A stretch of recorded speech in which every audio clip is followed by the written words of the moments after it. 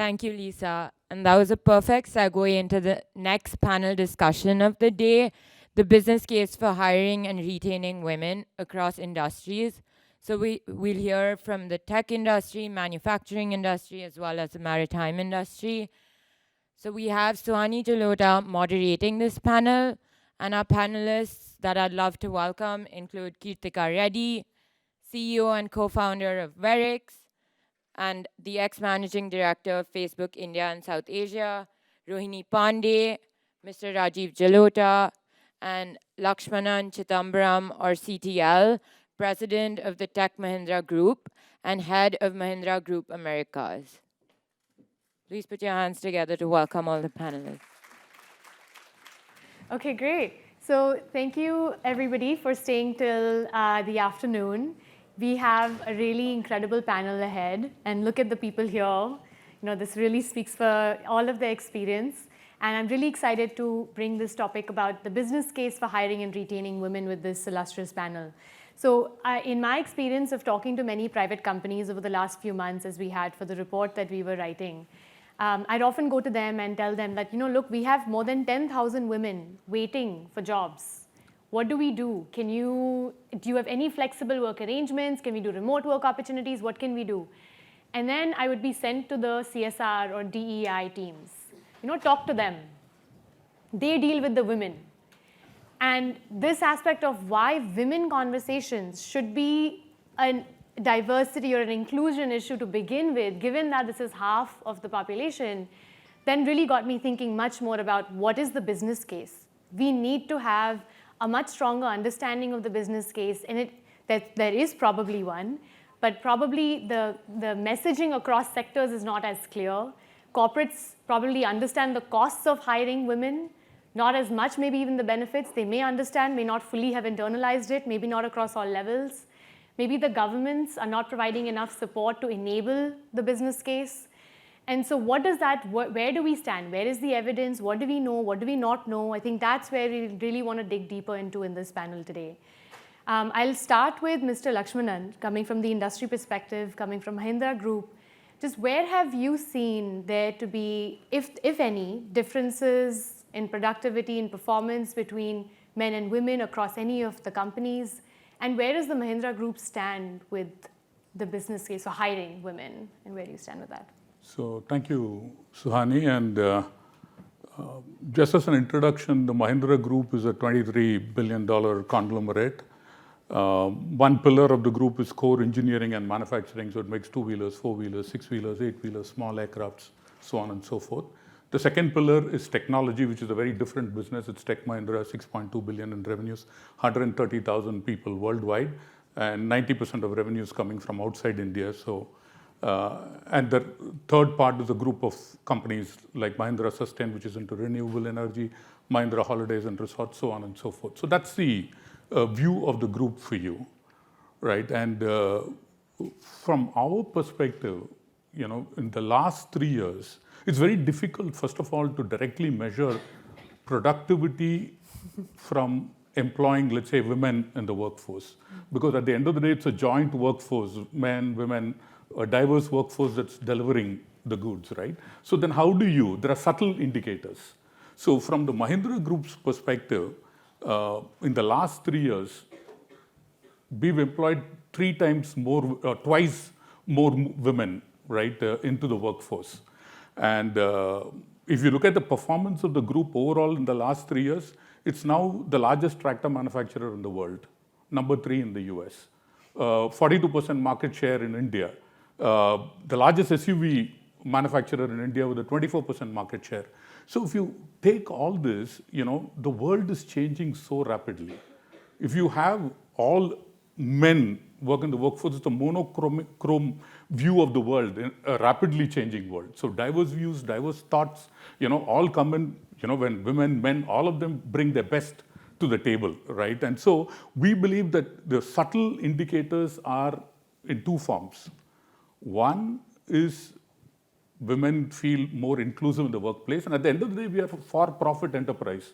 We're not doing something which sounds good, which is a CSR initiative. It has to make sense for the business, right? And so what we are now seeing is hiring managers going out and saying that we want women, right? Because they're seeing productivity, right? And then the environment that's getting created where it's more inclusive, right? Where, and less attrition for women. All this we are seeing. These are all the empirical statistics that we are seeing right now. And from our perspective, the other way it is translated into reality is if you look at the Mahindra Group, the brand presence, right? The fact that it's a more inclusive workplace. We've become the employer of choice. These are all very subtle indicators. You can't put a percentage figure to each of these, but every year when we look at this, it's getting stronger and stronger. So now the thought process is, what do we bring to the table to retain women, right? And what are the additional avenues to discover and bring back women? So one of the initiatives that we have launched is called SOAR, S-O-A-R. And that focuses on bringing back women with 5 years of experience who have had a break in their professional life, right? And then bringing them back, not into any other job, but into mainstream jobs, which are relevant to where they were when they took the break, right? And so you're going ahead, that involves multiple levels of interventions, and there's a cost to doing it, and it makes sense because it's delivering value. Right. No, I mean, that's great. And I think the companies are taking a lot of initiatives, it seems, across, because they realize that this is important. I think quantifying, as you maybe have highlighted, is maybe still a challenge. Like, what is really the contribution of the women? What is the productivity? So, Professor Pandey, if we can come to you in terms of quantifying, I don't know what data, evidence do we have on the productivity benefits and the costs to firms for hiring women? Where do we stand? So,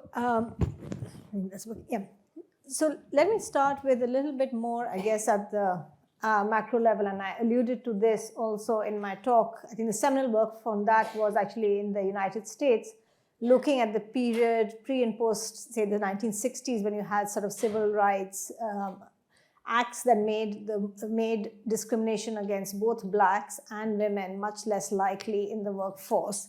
And what they look to see is what happens to productivity after that. And you find increases in productivity. And the explanation is very simply, in a period where we know men and women are both getting educated at high rates, you're going to maximize productivity by best allocating talent to the jobs that they should be matched with. And so if you think for both the distribution of men and women, let's say, this is very simplistic, but there's some ranking from the most productive to least productive. If you think of a marketplace that first employs all the men and then only after that comes to women, then the most productive woman is likely more productive than the least productive man. And this changes that remove the barriers to women are going to lead to increases in productivity. This is not just true in aggregate productivity. Another place where we've seen similar evidence is actually in politics, where you've often had gender quotas. So there's a paper that I always joke could only have been written by an all-male team. I think any woman who wrote such a paper would not get it published. It's called Mediocre Men. And it's about Sweden, where they introduced quotas on parties to have to have what they call the zipper list. So you had to have one woman and one man. What they showed was that one reason why what they call mediocre men persisted is that party leaders wanted to maintain their political base. And very often there was, they would maintain their base through men who would maybe bring in more money, who would actually sustain it, but were not as well performing as the best qualified women. So when you had the zipper law in place, and you had to kind of replace some of the men by women by law, you actually saw improvements in terms of the competence of the leaders who got elected. So, I mean, those are two examples of kind of gains of productivity. I think underlying it comes to the question, Suhani, you were asking about, why is it that companies aren't seeing the business case so easily? And I'm probably twice Suhani's age or close to that. So, I mean, I would love to say it's all about not making a good business case. Certainly, there's some of that. I think certainly when people say things like, there are so few jobs, how can we start giving women jobs? I think you can talk about talent allocation. You can start talking about, but look at, who is topping class 12 exams, who's doing well in college. If you're not giving them jobs, you're doing worse. But there probably also is some amount of bias or discrimination. So one paper, which is from a very different setting, but I think speaks to this, is a nice recent paper by Eliza Marching co-authors, asking what happens when you try to employ women in jobs that don't match sort of the norm, the stereotype. So probably quite relevant for Mahindra. So they basically started training and then allocating women as mechanics in Uganda. What they found is if they just kind of did this and matched, employers were very happy to hire women and women did well. But when they asked employers, why are you hiring women? It was very much like, oh, women are diligent. We don't need to provide so much oversight. They do their job. So when they started actually providing alongside kind of potential employees also a technology to audit to see who's doing how well, employers went back to wanting men who were no more productive. And so the paper is called Hidden Gender Discrimination, to say kind of, sometimes when you say you make the business case for women, you're not making it actually on productivity. You're making it on things like, I think there was an earlier slide saying that, women take smaller breaks. They actually are more diligent. And maybe at some level, that is also a problem because we are not recognizing productivity. So I think when you make a business case, I think we have to be careful when the business case is actually being made on, productivity and how much is it being made on things like, they don't take breaks because, technology is changing. Employers can surveil employees much better now. And that's not a case that will survive more. Yeah, I absolutely agree. I think many of the docile characteristics of women often make them more attractive for employers. Is that a good thing or a bad thing in the short term and the long term? Yeah. And yeah, I think there's a lot of those questions around that as well. And, before, Kirtik, I just wanted to see if you have any comments to make on what Mr. Lakshmanan and Professor Pandey said, and then I'll ask you. I'll add a few anecdotes to kind of illustrate what was said. So one actually starts with a personal story of, I would say, talking about bias and conscious bias at this very institution that I'm so grateful for what it gave. So this was in my second year of my MBA fall semester. There was an iconic class that was co-taught by Andy Grove and Bergelman called Strategy in Action. And the TLDR there is strategy is action. You can have something on paper that you write, but what you actually spend your time on is what is strategy. So evaluate that and make sure it's a winning one. So it was something that I really wanted to go and attend. Now the challenge was that, or the beauty, either way, was I was pregnant 1 quarter into the first year of business school, and I was severely challenged in my ability by the administration to say, are you sure you can do this course? You're going to have an infant, you can only miss 2 classes, it's very rigorous, are you sure you can do this? Right? And I'm going to take that as stemming from deep concern versus skepticism. But my child was born 2 weeks before fall, which meant I skipped exactly 2 classes, finished the course, finished top of the class, graduated as an R.J. Miller scholar.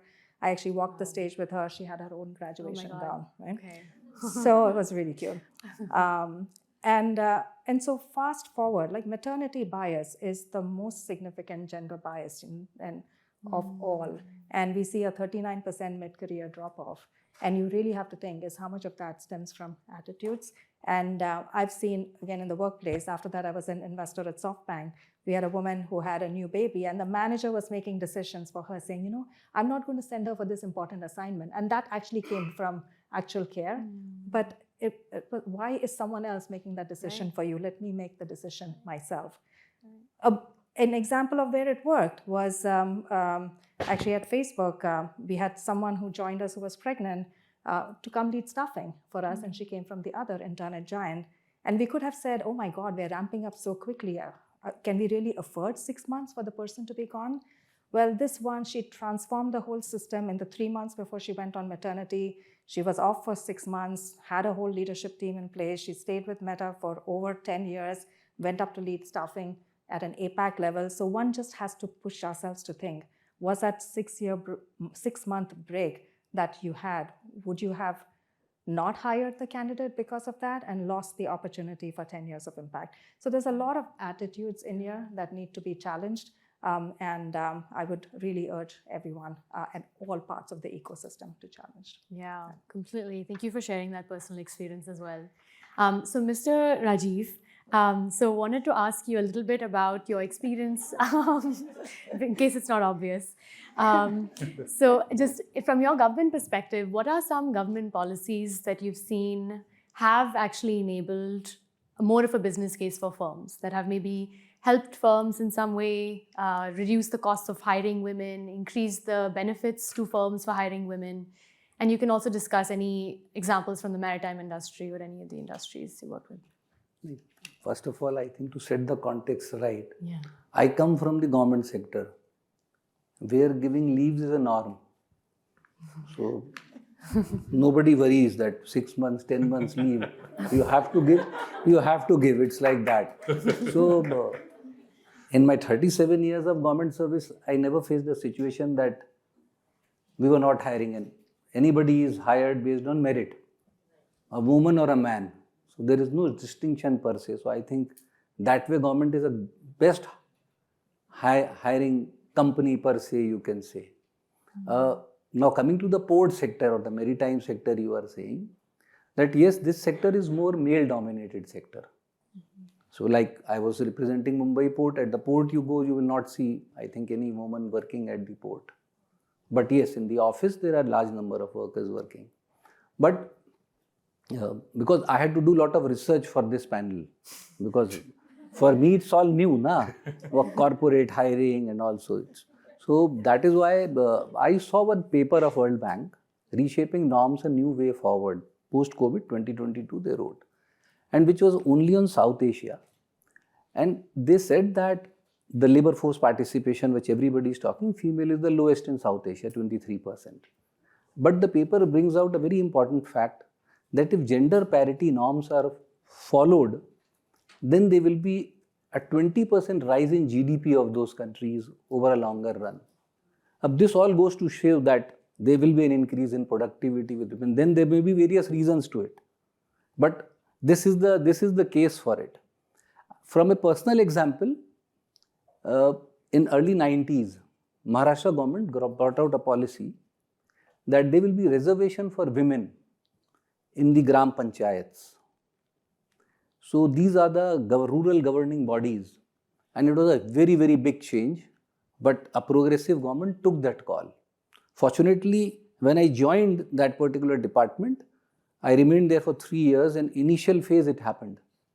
And what I found a big change, that these women leaders, they actually were focusing more on education and health in the villages. Because there were villages where male were also governing, and there were villages where females were governing, and one could see the stark difference. That time I think we were not having economists like Rohini and all to study, but yes, that is an area to study, that how does that help in, because that will increase the ultimately economic outcomes of the society when health and education improves. So just an initial take on this, yeah. Yeah. And you'd also mentioned about some nudges, financial incentives potentially that the government could provide, and or in the case of maritime, redesigning ships and any of that. Could you maybe describe what are ways in which more women can actually enter? Actually, what has happened in maritime sector, that maritime sector, one is talked about more is the seafaring sector. Means the seafarers, they drive the ships, and the engineers, they run the ships. There the women labor force participation is just 1.28% across the globe. It's very, very low. It's very low. But in the last few years, International Maritime Organization actually started Women in Maritime, that concept. And because of that, they said that there should be a gender parity in all forms of engagement in maritime sector, be it seafaring, be it shipbuilding, be it maritime logistics, and all these places. It is just, I think, 6-7 year old story, and that is why a lot of companies in the maritime sector started looking at it from the gender perspective. And then government came in the picture. Like Scandinavian and European governments, they started giving a lot of subsidies and tax breaks for increasing gender parity. Then similarly in India, there is the Directorate General of Shipping Office, which is the regulator for the government, they started issuing guidelines that there should be more women hired by the Indian flag ships. Then they started offering a lot of scholarships to women who will take cadet courses as well as rating courses. 5 years back, India had 0.5% women seafarers. It has increased to 1.4% just in 5 years. And what has happened across now, the various shipping companies, Maersk shipping company among the top ones, they are actually female participation, seafarers have become 5.5%.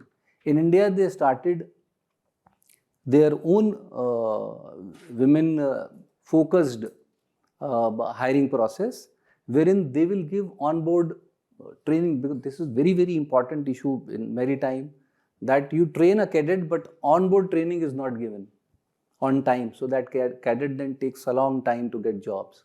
Here they started offering for women immediate onboarding, and the rate of women employment in Maersk India tripled between 2021 to 2023, just in 3 years' time. Synergy Shipping, they actually started designing their vessels which were multi-gender. So they took a call that they will be an engineer, they will be an officer, and they will be a cadet, all three on one ship together. Otherwise, there used to be, because these cargo ships which go, they have only 20-25 people working on a ship. So one woman used to be there. So then there were safety issues and all these various directives have now been issued. So based on that, Synergy Shipping, actually it's a small company, not compared to like Maersk or CMA CGM, but it got the IMO Best Gender Parity Award because they designed like that. Then what started happening, that the ships actually are owned by a particular company, but they get flagged in a particular country. So you will see that ships are flagged in various countries. So the flag state is important because the ship has to follow the norms of the flag state. So many of the flag states now have issued guidelines that the ship design has to be multi-gender. So when the ship will go for a survey, the survey company will have to see that it is taking care of all infrastructure which is related to females on the ship. If I can just pause, so it seems that the reason why more women in maritime is even beneficial is because, at least in some conversations, it seems that women have shown there have been some productivity differences. Women-only warehouses have apparently outperformed men-only warehousing in maritime in some companies. So we have some evidence that there is a reason and a need for doing this, which is why the companies are building these sorts of changes. So actually, Mr. Lakshmanan, bringing back, talking about scaled up efforts, as Dad was also talking about these sorts of global efforts that are being made. What are some of the practices that Mahindra Group has scaled up and things that you feel have actually shown a stronger need for more women coming in across countries? What have you done well, you think? And I think you'd also mentioned at once about supply chain efforts in, say, China, where the factories are much larger. So how does that affect factory sizing in areas where we need more women, and why is that beneficial? Sure. I'll give you an umbrella view, which could look like we're straying a little away from the topic, but there's a reason. The world's supply chain is completely skewed. We saw some of it during the pandemic, right? And after the pandemic, things subsided, so I think the world lulled into complacency a bit. I'll give you some statistics. 85% of commercial shipbuilding happens in 3 countries in Asia-Pac: China, South Korea, Japan. 93%. 93%. I'm sitting next to the other part is chips. 92% of chips is from Taiwan. Forget China blockading Taiwan, that's a different story. You need lots of clean water to manufacture chips. And Taiwan had a drought 2 years ago. Now just look, a SUV that we are rolling out has 200 chips, right? And so the world supply chain is very skewed. And Germany bought 56% of its power from Russia and thought they had no problems. If you come back to the US, The China Kool-Aid that we've drunk is out of control. I have a customer, the largest market is the US, 92% of sourcing is China. So this imbalance has to get corrected, right? It's not China plus one, China plus two, right? You need to correct this imbalance for the betterment of the world, right? And so we are now seeing a conscious attempt of organizations trying to move out. And that's where this happens, saying you want to move out, but the large factories in India are 15 to 16,000 people. Whereas China has got 150,000 people. Look at the scale, right? And so if you look at India, let's focus on India now. The most populated country in the world, right? And the opportunity, the last 10 years was information technology for India. The next 10 years can be manufacturing. Can and should be manufacturing. So that window is for India to lose, right? And for that, the workforce has to quadruple. The Viksit Bharat vision that the Prime Minister has painted out says India should be $1 trillion economy by 2050, right? If that has to happen, where will this additional workforce come from?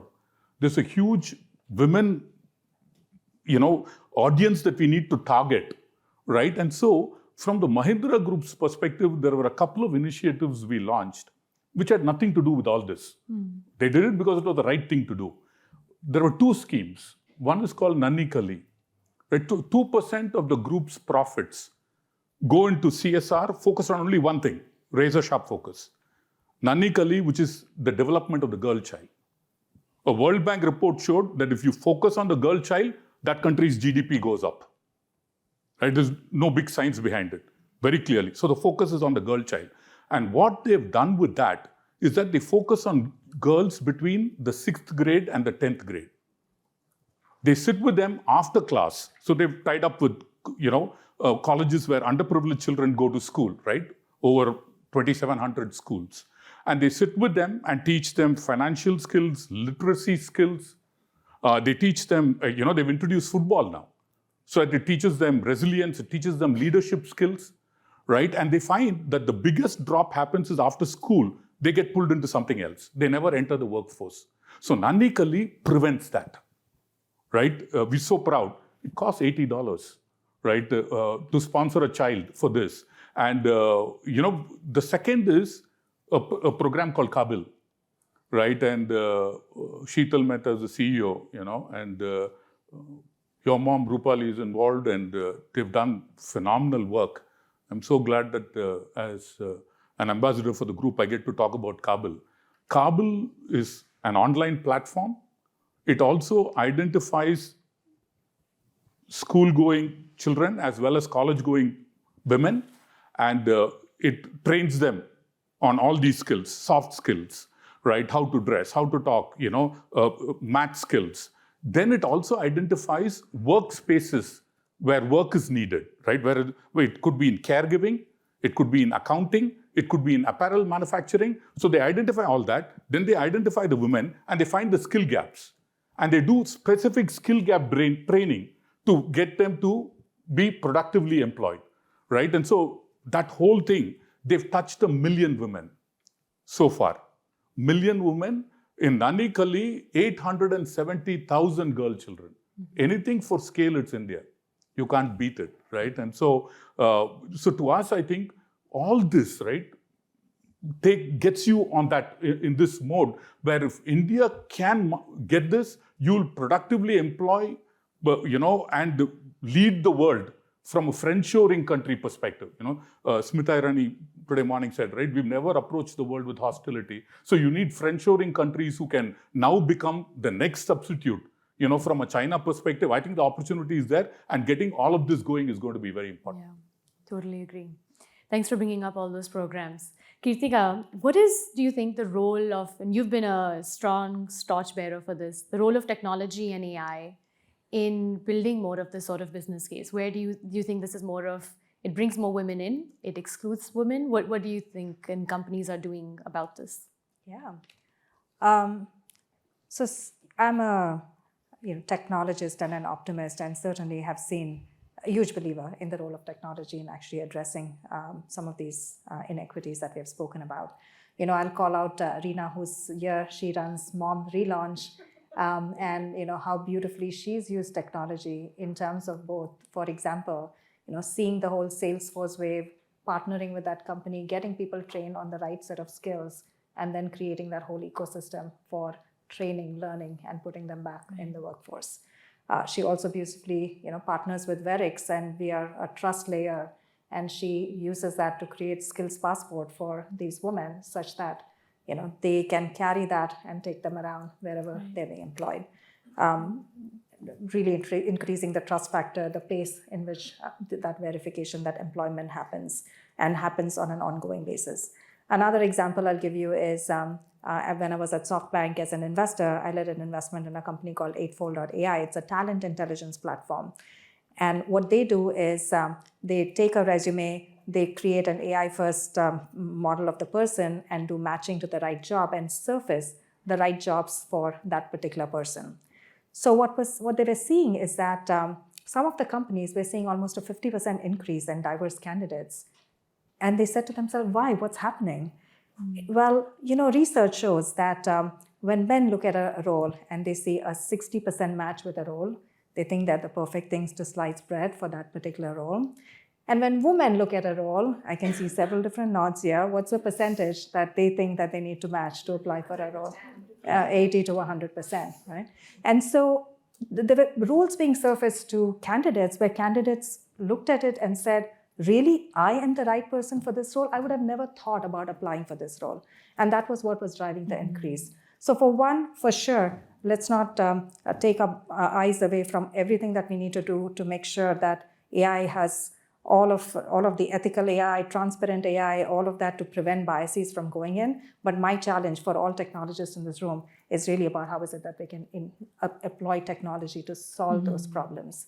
And also to add to that, then making sure there's the right workforce. And I'm so encouraged by the initiatives here and the change that has caused. Because if we look at women in AI, across the largest companies, you're talking about 10%, 12%, this is Meta, Google. And if they're not going to be reflective of the population that they serve, you are going to have these biases seeping in. So we really need to make sure that we change that pendulum. And we're so excited to share that Verix, in partnership with the government of India, and this is now a sneak peek and an announcement for this special community, we're going to be announcing on Monday an initiative called AI Kiran.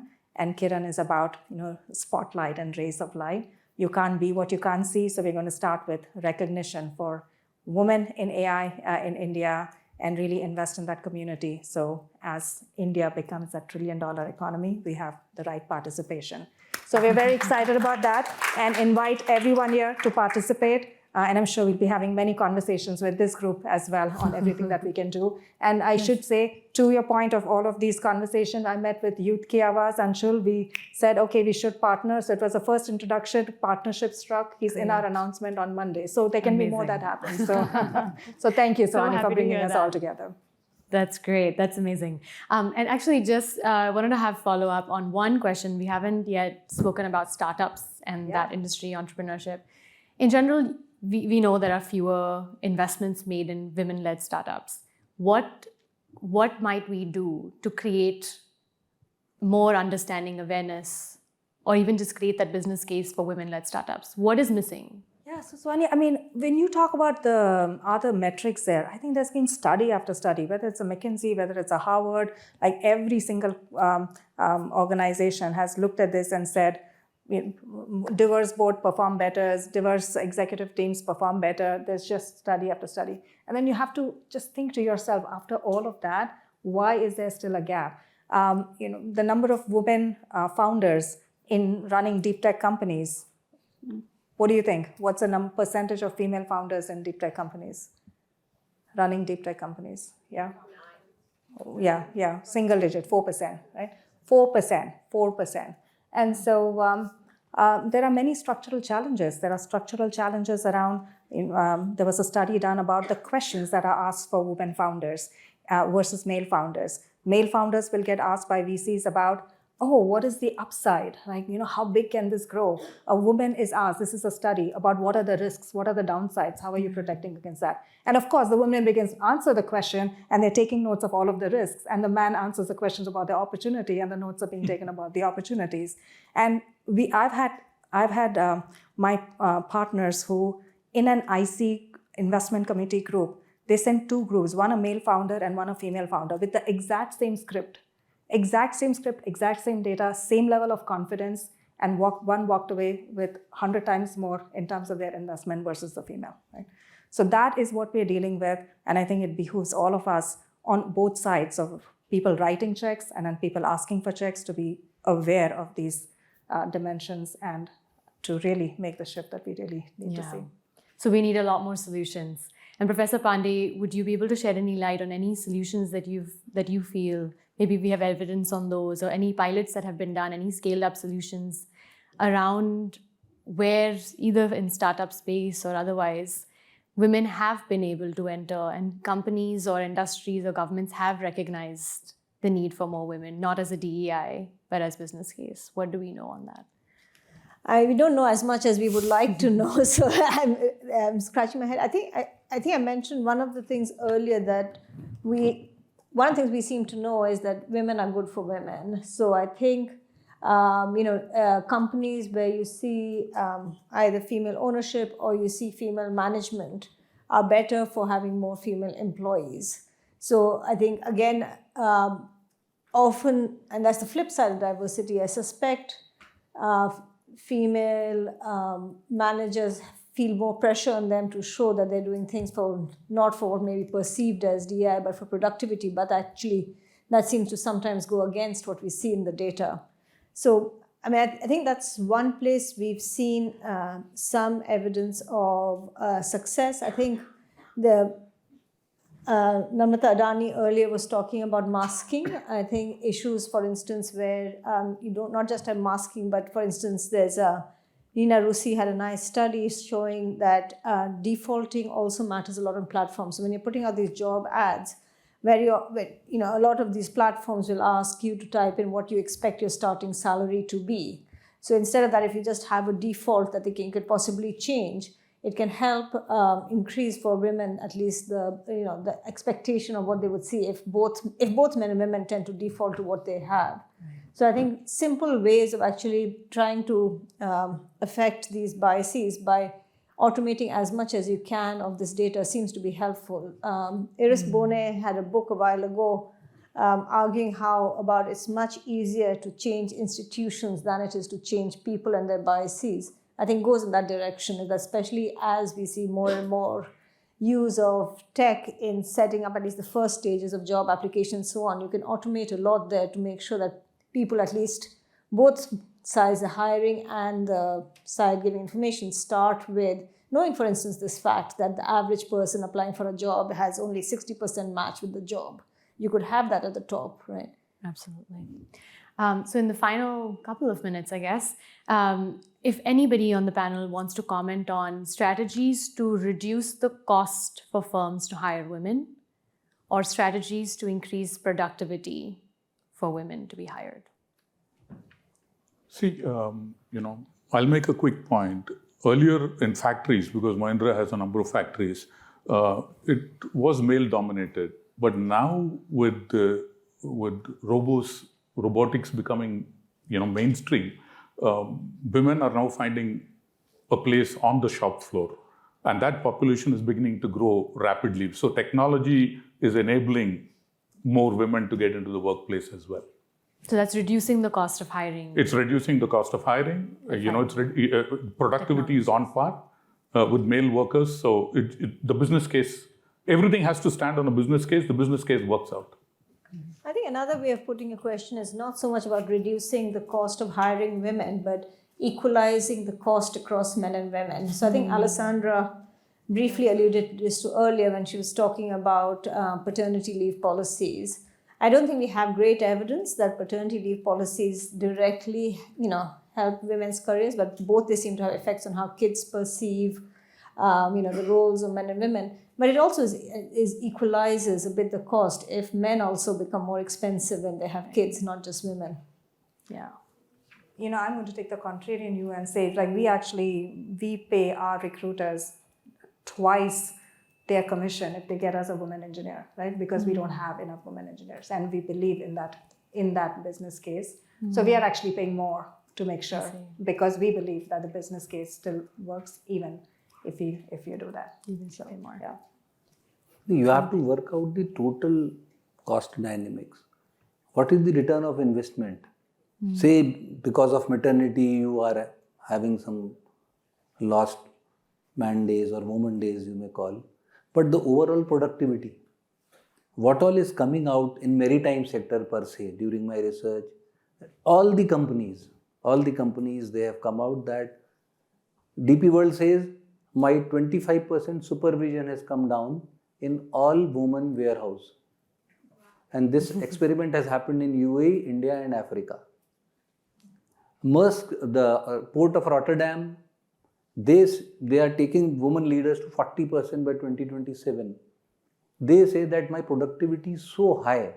So I think you balance out whether that small cost you are paying, price you are paying, and plus the gains you are getting, what Kritika also mentioned, it is coming in maritime companies as well, that women are more conscious and errors are very, very less, and that is another area where you save on a lot of costs.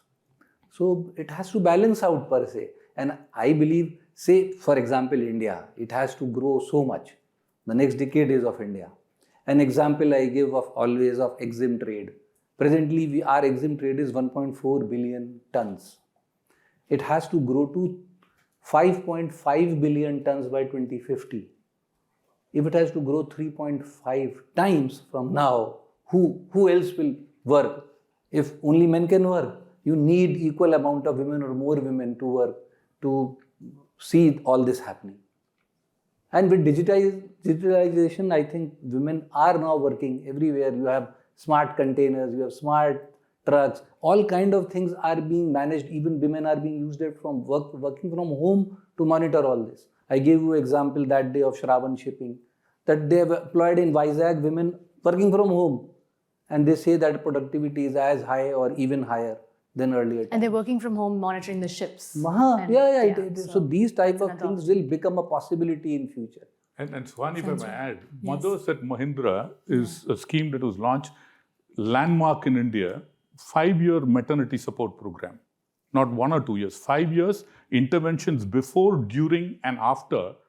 And like I said, we are a for-profit company. It should make business sense to do it. Mahindra factory in Chakan has Yeah. women forklifters. Absolutely. They are working. Absolutely. And more competent than men in terms of productivity. Well, great. That is a strong business case. If there's any burning questions, we can take one question, I think. If anybody, yes, you raise your hand first. It's all very nice to talk about women to get more work. AI is going to take away everyone's job. Forget women. We've got agentic AI, we've got the physical AI. So should we work at all? Great question to end on. Very difficult one. So AI is definitely changing the workforce, right? And as the adage goes, AI is not going to replace jobs. People who know AI will replace the jobs of people who don't know AI, right? And so that's what each one of us need to be thinking about, is how are each one of us really on the forefront of how we are using AI to increase our productivity 5x, 10x, and be at that forefront, right? So that's one. But two, for sure, it's going to cause displacement of a huge population. And in these changes, unfortunately, it is women. But you saw COVID, women had like much higher of an impact. Technology changes like this, much higher of an impact. And so anything that we can be doing as a private sector, as a public sector, to make sure women are on top of that technology change, we should be doing. And really, it goes both ways. It goes from an individual perspective, and I'm on the board of VITI that is about women in technology. And the CEO says, it's just fascinating that I see women gravitating towards the management, the soft skill courses, and more men gravitating towards, even if there are free courses, right, the hard tech courses. So it does start at that individual level. It starts as a societal level of what we're encouraging our girls and our boys to do. And then it goes all the way to a professional level as well. All great points, Kritika. I just want to add, we have 130,000 people, we've seen a 30% improvement using AI, which means your work should be coming down, right? And it will come down. So the whole thing is going to change. But I've always felt every crisis is an opportunity, right? So from our perspective, what are we doing? We're moving higher up the value chain. At one point, we did time and material work, then we did fixed price work, then we did outcome-based work. Now we are taking end-to-end business processes, automating the hell out of it, bringing our own IP and going up the value chain, and customers will begin to move money away from what they save here into transformation and more higher-end work, right?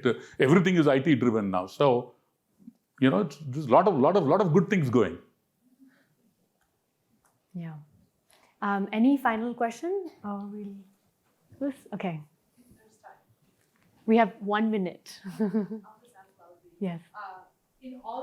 In AI, we are all at an equal advantage and disadvantage right now, where the technology is. Is there opportunity to skill people, especially women, to kind of take advantage of that? And is that happening, whether in India or elsewhere? So the short answer is 100% yes. And the more we make sure that they're there at the beginning, the less you have to catch up. And truly, I can't stress that enough. The more we emphasize in the beginning, Meta did their diversity report where they said, listen, if we have to get the right diversity at this stage, we have to fire everyone and start again because it's just not possible to catch up. So if we don't have women jump into the AI bandwagon now, we're again going to be at a place where it's going to take 100 years for gender equality to catch up, which is why initiatives like AI Kiran that we're launching on Monday, and the government is actually putting a whole amount of support, government of India is putting a whole amount of support around even their recent budget in terms of the dollars that are allocated for, or rupees that are allocated for women startups, entrepreneurs, and more. And it really behooves each one of us to take advantage of the opportunity. Coming back right here to home, Tycon, Mayfield is sponsoring a She Pitches, She Wins. Okay, Mayfield is one of the most prestigious VC firms. This is the Silicon Valley. They have 18 entries, 18 entries. I mean, really, that should have 800 entries, not 18. So there are opportunities available, and I think we need to make sure at this point that we create that infrastructure for people to take advantage of those opportunities. So opportunities are there, is that middle gap that is missing from my perspective, but would be curious. One thing is, I guess, having seen a lot of the field, I'm sometimes less optimistic. I think you can have these opportunities, you can have them at the highest level.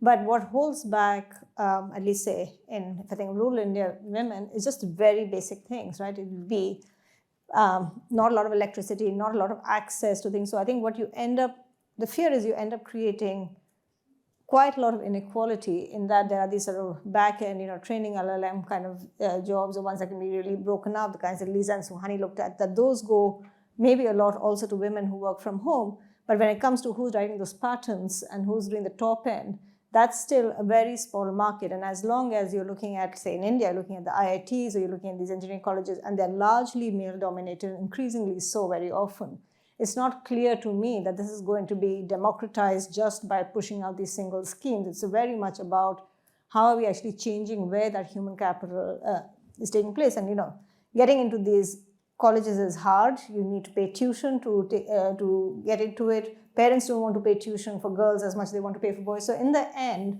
I think the constraints that women face often don't change just because a new technology has emerged or we offer those opportunities. As long as we're not seeing equalized access to human capital in many levels, which we aren't, and if the returns become larger, I think, thinking about people like Claudia's work, if we think that a lot of these are kind of equivalent of greedy jobs, at the high end, there's very high returns to it.